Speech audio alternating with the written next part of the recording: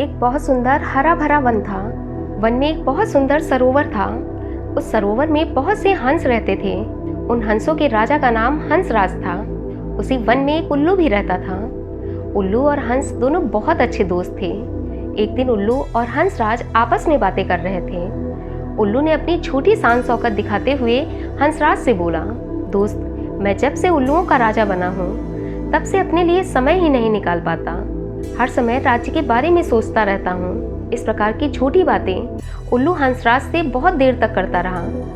उल्लू को हंसराज के सामने छोटा दिखावा करके बहुत प्रसन्नता हो रही थी, किंतु जब वह घर पहुंचा तो उसे इस बात का डर लगने लगा कि कहीं उसकी असलियत हंसराज के सामने ना आ जाए।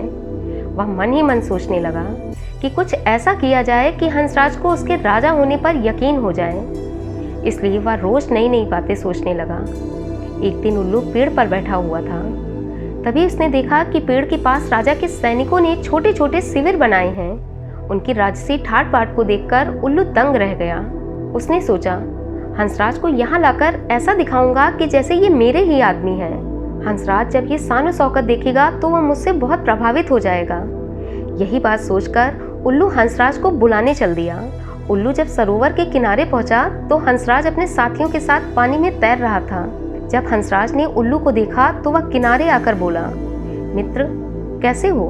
उल्लू ने छोटी नाराजगी दिखाते हुए कहा, मैं तो बिल्कुल ठीक हूँ, लेकिन एक शिकायत है। मैं रोज तुमसे मिलने आता हूँ पर तुम मेरे घर कभी नहीं आते। उल्लू ने कहा, अगर आज तुम मेरे घर नहीं चले तो मैं फिर तुमसे मिलने कभी नहीं आऊँगा।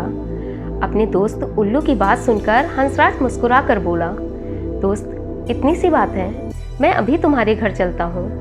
दोनों दोस्त उसी पेड़ पर आकर बैठ गए जहाँ सैनिकों ने शिविर बनाए थे।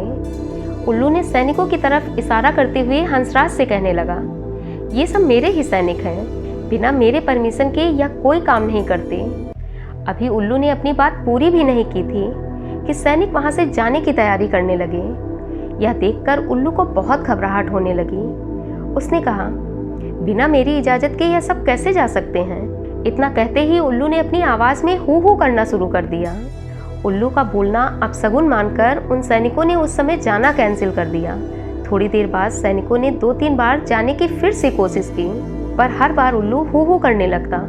हू हू करके उल्लू यही साबित करना चाहता था कि वह सैनिक उसके आदमी हैं। इस बार सैनिकों ने दोबारा जाने के लिए सामान को समेटा तो उल्लू फिर हू हू करने लगा। उल्लू को हू हू करते देखकर एक सैनिक को बहुत गुस्सा आया। उसने कमान से तीर निकाला और उल्लू पर चला दिया। तीर सीधा उल्लू के पैर पर लगा। उल्लू घायल होकर जमीन पर गिर पड़ा। अब उल्लू की सारी असलियत हंसराज के सामने आ गई। वह बहुत शर्मिंदा हुआ। दोस्तों, यह कहानी हमें यही सीख देती है कि हमें कभी भी छोटी शान शौकत का दिखावा नहीं करना चाहिए, क्योंकि दिखावा अनगिनत झूठ को जन्म देता है। आप एक बार झूठा दिखावा करेंगे, किंतु उसे छिपाए रखने के लिए जीवन पर्यंत झूठ बोलते रहेंगे, और ऐसा करके आप अपने मन की शांति को भी खो देंगे। यह आदत शुरुआत में तो झूठा मान सम्मान दिलाती है जो क्षणिक होता है, पर जब उल्लू की तरह पोल खुलती है तो सिवाय जग हंसाई के कुछ नहीं मिलता। इसलिए लाइफ में जो कुछ भी मिला है उसके लिए उस ईश्वर का धन्यवाद करें, पर जो मिला ही नहीं है उसका दिखावा ना करें।